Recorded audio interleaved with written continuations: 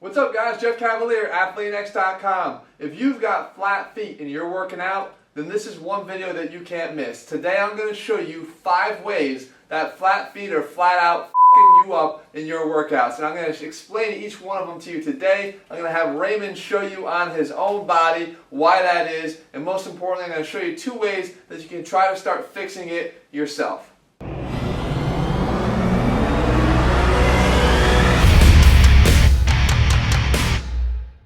Alright, so we got a big video here, an important video. Raymond got dressed up for it. That just shows you how important this really is, especially if you've got flat feet. As I said, there are 5 ways that it is really affecting your workouts. And I'm going to start by showing you down at the ground exactly what's going on with our feet, and then you can start to understand why it's so bad and what its implications are for your workouts.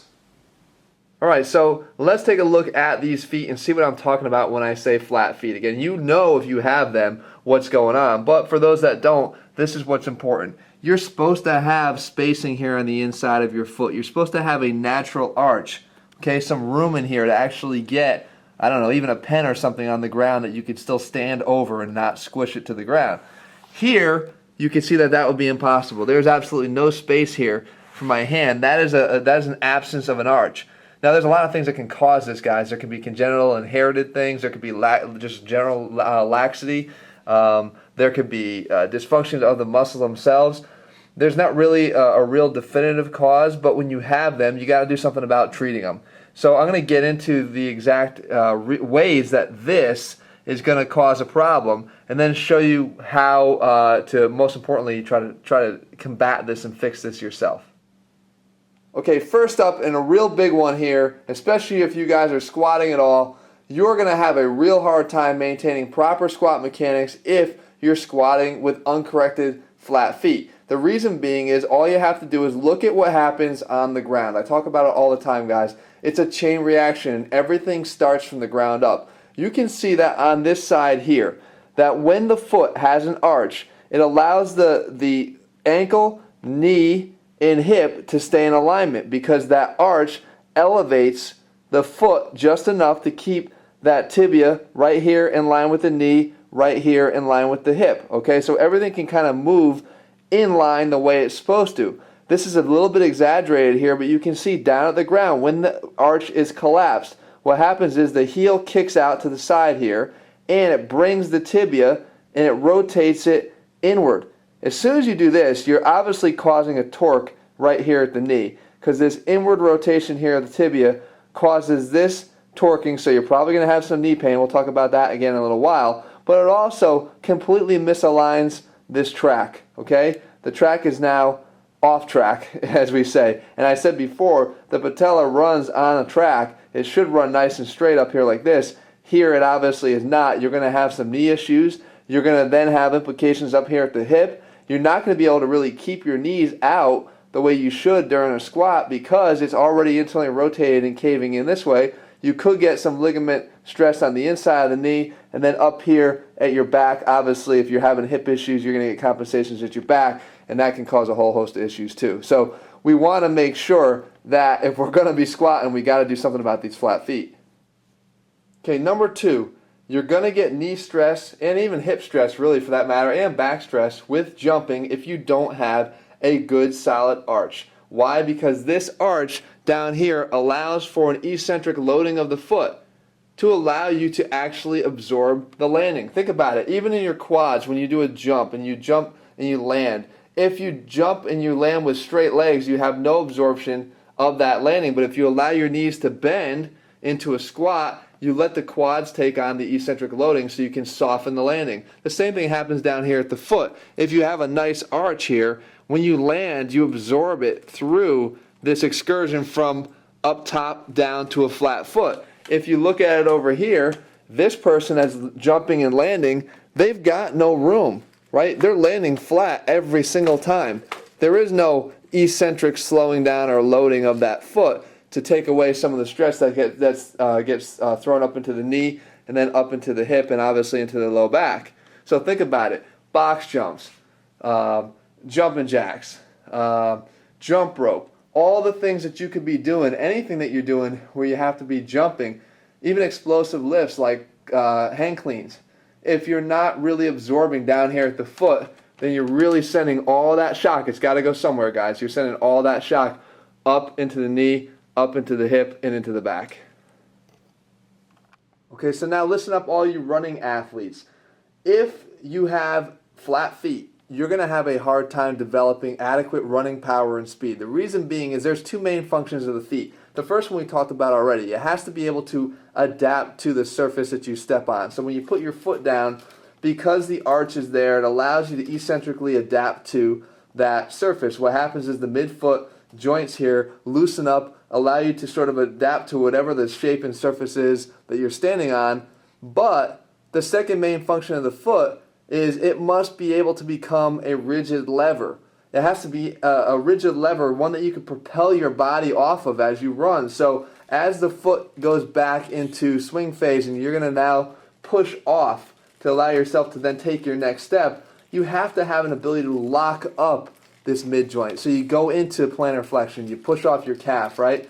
You get into plantar flexion, all these joints in here lock up and now become a real rigid lever. Literally, they functionally become rigid mechanically. So you can push off of that. Well, someone that has a flat foot, they're really doing a much better job of adapting to the surface, but they do a really poor job of pushing off behind for any power or strength. So if you've got flat feet, good luck trying to generate as much power as somebody that doesn't have it. Likely, especially in sprinting where every tenth of a second matters, you're likely going to have a hard time keeping up. Okay, the next issue that we run into is a big issue I've talked about many times on our channel here, glute amnesia, and how that impacts a lot of the things that we do. Basically any lower body exercise, because you want, in a perfect world, the glutes to be working with the hamstrings. All right, if they go to sleep, if they have amnesia and they're not working as well as they should, you put a lot more stress on the hamstring than it should have, because it really wants to work in concert with the glutes together. So how do we do that and what's causing it? Well, you got to go back again to the original thing. As I said, when the foot collapses, then the tibia collapses as well. When that happens, the knee kicks in, you get torque on the knee, the hip becomes internally rotated. So now when the hip is internally rotated here, what happens? The muscles that externally rotate the hips, especially the glute medius, kind of go on constant stretch, and a long stretch, they become weak. So you get long stretched out glute medius, they get weak. As soon as those become weak, as I said, now you're taking out a huge chunk of muscle whose real main function is to assist in all of your lower body strengthening and power and function. Once that goes to sleep, you're putting a hell of a lot of stress on muscles that aren't really allowed to or strong enough to really take on that role of two, and they wind up getting hurt. So you can get hamstring injuries, you can get again, back issues, because again, muscles above and below the non-functioning muscles usually going to wind up having an issue. So glute amnesia, a bad thing, but it's really starting all the way down here at the foot because of what's going on with that arch. Finally, we've got the other issues that you see. Again, I've already talked about a whole bunch, but patellar tendonitis and plantar fasciitis, two big things that wind up usually following in sequence with somebody that's got chronically flat feet. Why? Because you can see that if this foot collapses, like this one over here is, if it collapses down to the ground, you've got constant tension, stress on the plantar fascia underneath your foot.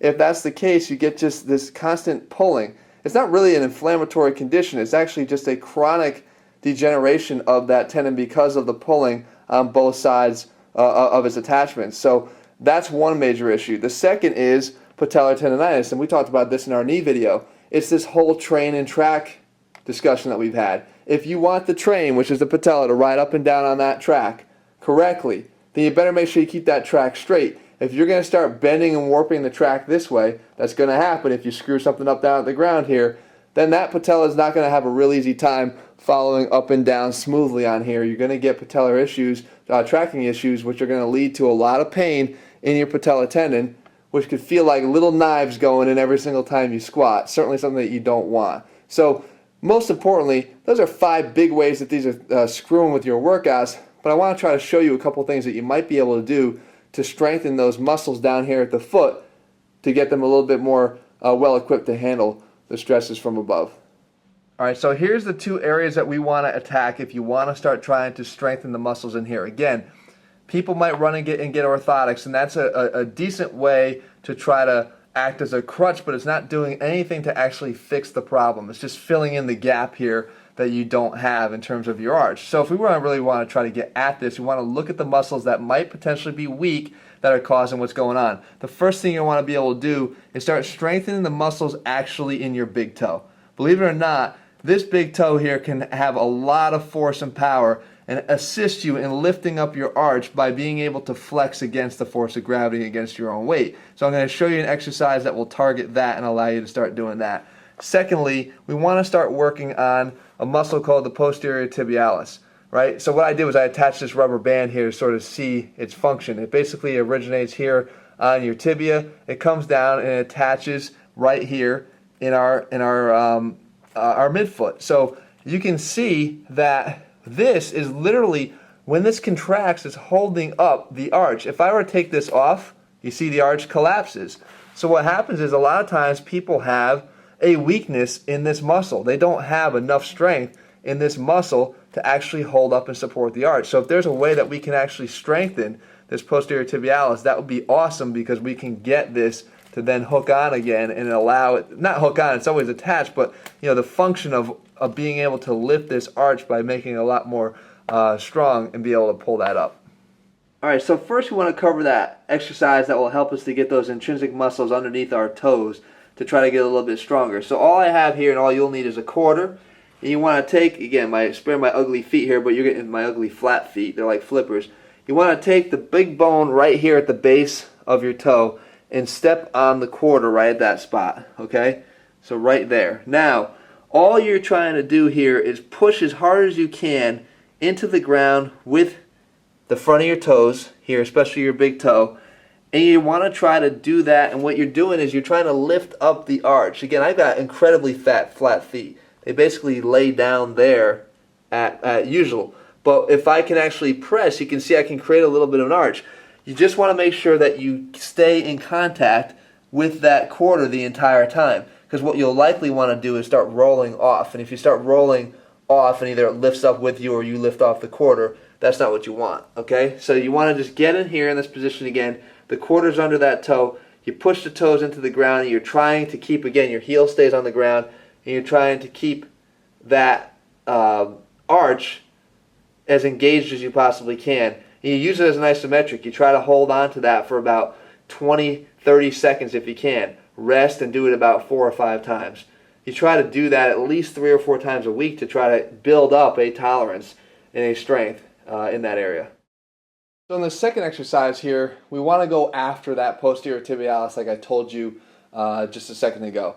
Again, the function of that muscle, when it's toned, when it's strong, it's going to support that arch. It's going to pull the arch up and give you that arch that maybe you lack right now. So the way we want to do that is we want to work in this sort of single leg standing band rotation drill, where you're going to set up with the band anchored somewhere on the outside of the foot that you're trying to train. So here I'm trying to train my right foot. I've got the band anchored somewhere to the outside of my right side. And I'm going to just try to pull the band across my body. Really, all you're trying to do is just disturb your balance. So it doesn't have to be all that smooth. Doesn't have to be in a particular direction. And you'll start to see, especially if you have flat feet, that inner side of your foot is going to light up. That posterior tib is going to really light up to try to prevent you from falling off to the side. You'll see that if I were to let the band just pull me at will, it would basically pull me all the way out to my side here. I'd invert my foot, and I basically fall off to the right side. To combat that, I got to use this muscle to try to really work to hold me down in position. And again, over time, that's going to help to lift your arch. Yeah, it's weird because you're actually trying to flatten it here for the purpose of this exercise, but that's what this muscle will do. When it's strong, it will actually have the support that you need and act as a sling to hold that arch up. So long term, this is exactly what you want to try to do. Combine this with the intrinsic exercise I showed you before, you could be well on your way to actually combating this without needing any kind of orthotic. So there you have it, guys. ATHLEAN-X, putting the science back in strength. Again, a little bit in depth here, especially for those guys who are experiencing flat feet. You got to know about how it's impacting your workouts, and more importantly, hopefully have some weapons in your arsenal to try to combat that. Everything matters, guys, especially when you're going to start looking at the function of strength. realizing that everything starts from the ground and it works its way up because our whole body is one kinetic chain. If you don't start working on the ground and fixing the stuff that's down there, you're going to have a whole lot of stuff that goes wrong up through the rest of your body. And that's what we're all about here, guys. We're applying physical therapy and some of the advanced training principles to your training to help you get more out of it. It doesn't have to be flat feet. It can be a whole lot of other things that you're dealing with. The most important thing is if you're attacking them with science behind you, you're going to start seeing faster and better results, and that's what we do with our ATHLEAN-X training program. If you haven't already, head to ATHLEAN-X.com right now. Use the exact same training program that I use with top pro athletes to get yourself in the best shape of your entire life, and stronger, faster, and functioning better than ever before. Alright guys, leave a comment below. If you have flat feet, let me know. And if you found this video helpful, let me know. And whatever else you'd like to see, just let me know that too, because I'll make a video on it, I promise.